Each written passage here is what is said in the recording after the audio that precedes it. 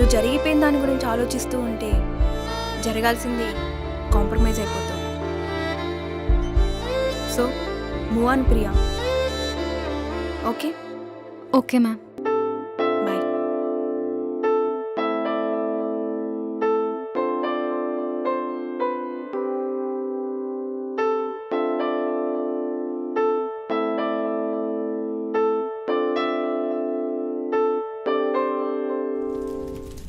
వీడికి బాగా ఎక్కేసిందిరా.